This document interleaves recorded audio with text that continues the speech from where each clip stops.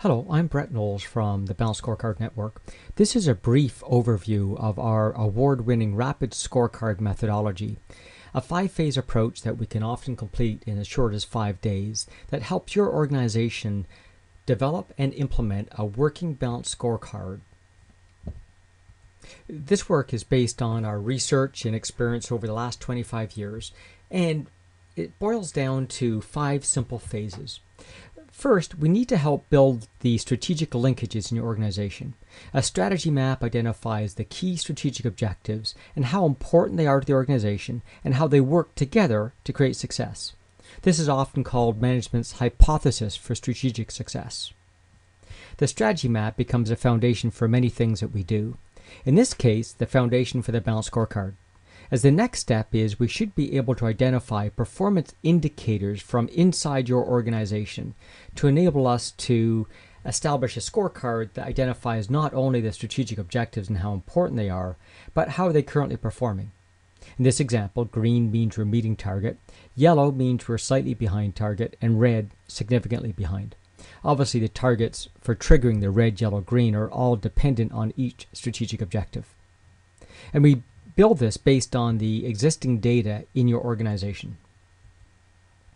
The next step is to begin to translate strategy into action. We need to identify how the processes and projects in your organization link to create that success. Think of drawing a spreadsheet with down the left-hand side, we'll write down the strategic objectives, and across the top, the major processes in your organization.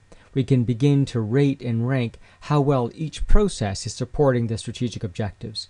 In this way, we can begin to analyze not only the processes, but the projects, and identify with the strategic gaps how well our projects are lining up to help close those gaps, or are we experiencing a misalignment of our resources. The next step is we should be able to consolidate this information into better management practices.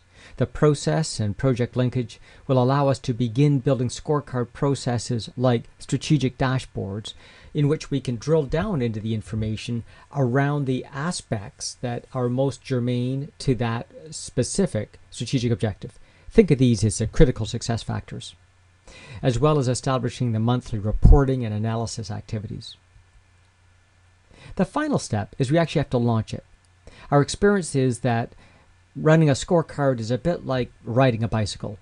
You can't sit in a boardroom and think about it and get any benefit.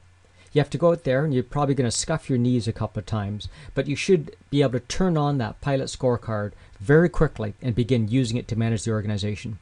And as you do so, you'll find you can refine your hypothesis and the weightings. You'll find that the organization will volunteer better indicators, and eventually it'll become part of the management practices that allow us to link compensation, accountability, business intelligence, etc.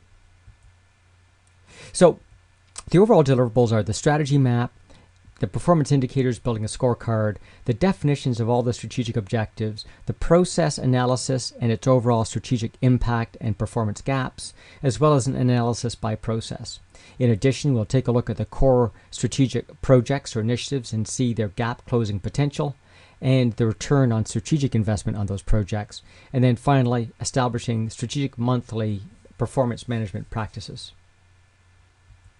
This is all built in a standard approach where each day we'll be taking teams through specific activities which will allow them to gradually build out each aspect of the scorecard, having the right people involved at each step as we build it forwards.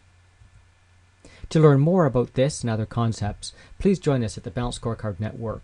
Click on the Insight tabs where you'll see 200 or 300 webinars outlining different aspects of this methodology approach and how it integrates with other parts of your management system. Thank you for your time.